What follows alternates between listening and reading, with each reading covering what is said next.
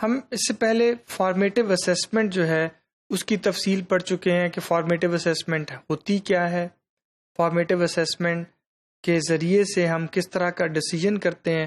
اور صرف یاد دہانی کے لیے عرض کروں کہ ہم نے کہا تھا کہ فارمیٹیو اسیسمنٹ کے ذریعے سے ہم ٹیچنگ لرننگ پروسیس کی بہتری کیا کام کرتے ہیں. اب ایکچولی اس کو تھوڑا سا اور ہم تفصیل سے پڑھیں ایک اور اینگل سے، تو ہم دیکھتے ہیں کہ فارمیٹیو اسیسمنٹ کے فنکشنز کیا ہوتے ہیں، اس کے کام کیا ہیں. ہم بنیادی طور پہ دیکھیے کہ ایسا ممکن نہیں ہوتا کہ ایک ٹیچنگ لرننگ پروسیس ہے 6 یا 8 ماہ کا ایک مضمون میں پڑھاتا ہوں سائنس، تو ساری کتاب ہے، اس کے ہر کانسیپٹ کو پڑھانے کے لیے ایک ہی اسٹریٹجی استعمال کرتا جاؤں، ایک ہی طرح کا میٹیریل استعمال کرتا جاؤں، یہ توقع کروں کہ اگر میں نے ایک جگہ اسٹوڈنٹ کے مسائل کو حل کر دیا ہے تو اب وہ ہمیشہ کے لیے حل ہو گئے ہیں. ایسا نہیں ہوتا. کورس کے مختلف حصوں کے لیے مختلف طریقے مناسب ہوتے ہیں، مختلف طرح کا میٹیریل، مختلف طرح کی ایکٹیویٹیز چاہیے ہوتی ہیں. سو فارمیٹیو اسیسمنٹ کوئی ایک ون ٹائم ایکٹیویٹی نہیں ہے کہ میں کورس کے کسی حصے میں کر دوں اور مسئلہ حل ہو جائے گا. مجھے اس کو کورس کے دوران پیریوڈیکلی کرتے رہنا چاہیے.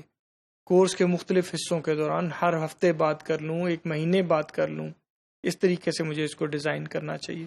سو فنکشنز کے لحاظ سے اگر میں دیکھوں تو اس میں اس کا مطلب ہے کہ میں پورے کورس کو اگر نظر میں رکھوں تو چھوٹے چھوٹے سیگمنٹس بناتا ہوں چیزوں کے.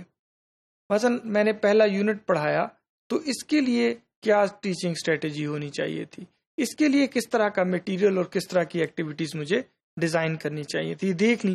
جب یہ یونٹ ختم ہوا تو پھر میں دوبارہ اگلے کے لیے پھر سے یہی کام دہراؤں گا. سو لہٰذا آپ دیکھیے کہ فارمیٹیو اسیسمنٹ جو ہے اس میں predefined segment of instruction ہوتا ہے جس کے اوپر میں فوکس کرتا ہوں، اور پھر اس کے اینڈ پہ اسیسمنٹ کر لیتا ہوں، فیڈ بیک لے لیتا ہوں، پھر اگلا سیگمنٹ اس کے اینڈ پہ پھر لے لیتا ہوں، پھر ایک سیگمنٹ اور پھر اس کے اینڈ پہ لیتا ہوں. سو یہ ایک مسلسل پروسیس ہے جس کے ذریعے سے میں اس کو حاصل کرتا ہوں. اچھا، جس سیگمنٹ کو میں ایڈریس کر رہا ہوتا ہوں، جس حصے کو نصاب کے یا کتاب کے جس حصے پہ میرا فوکس ہوتا ہے نا جی، اس کے اندر سے میں ایک لسٹ آف ٹاسکس بنا لیتا ہوں، لرننگ ٹاسک بناتا ہوں، اور ان ٹاسک کے ذریعے سے اسٹوڈنٹ سے فیڈ بیک حاصل کرتا ہوں کہ انہیں میری باتوں کی سمجھ آئی، طریقہ پڑھانے کا مناسب تھا یا نہیں تھا. اس طرح کی ساری فیڈ بیک میں اس میٹیریل کے ذریعے، میری ایکٹیویٹیز انٹرسٹنگ تھی یا نہیں تھی، ان کی لرننگ ویلیو تھی یا نہیں تھی. سو بیسیکلی یہ آپ یوں سمجھ لیں کہ یہ ایک سیگمنٹ بیسڈ اسیسمنٹ ہوتی ہے جو ایک خاص کانٹینٹ کے لیے لی گئی، جب وہ ختم ہو گیا پھر اگلے حصے کے لیے دوبارہ، پھر اس سے اگلے حصے کے لیے دوبارہ اس کو پرفارم کیا جاتا ہے.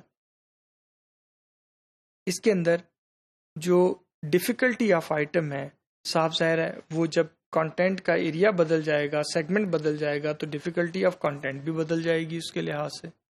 لہٰذا میں کس نوعیت کے سوال پوچھوں گا، کتنی تعداد میں پوچھوں گا، یہ ہر سیگمنٹ ٹو سیگمنٹ ویری کرتا ہے. اور یہاں سیگمنٹ سے میری مراد چیپٹر بھی ہو سکتا ہے، ایک سیٹ آف چیپٹرز بھی ہو سکتا ہے. یہ بات آپ نے ذہن نشین کرنی ہے. اسی طرح سے اس کا پیریوڈک ہونا، جیسے میں نے پہلے بھی آپ کے سامنے وضاحت کر دی کہ یہ کوئی ایک دفعہ کرنے والا کام نہیں ہے، یہ پیریوڈک ہے. اس کا فنکشن، یہ فنکشن جو ہے یہ پیریوڈک ہے. اس سے مراد یہ ہے کہ یہ ہر تھوڑے وقفے کے بعد، اب اس کے لیے کوئی ہارڈ اینڈ فاسٹ رول نہیں ہے کہ میں آپ کو آج بتا دوں کہ اچھا جی یہ ہر چیپٹر کے بعد لے لینا. ہو سکتا ہے کہ 2 چیپٹرز کے بعد ضرورت ہو، 2 چیپٹرز بالکل ایک ہی نوعیت کے ہیں، ان کی ایکٹیویٹیز ایک طرح کی ہونی ہے، اس کے اندر مٹیریل ایک طرح کا استعمال ہوگا، تو ضروری نہیں کہ آپ ہر چیپٹر کے بعد لیں. لیکن یہ سیگمنٹ کا فیصلہ آپ نے ایز اے ٹیچر خود کرنا ہے.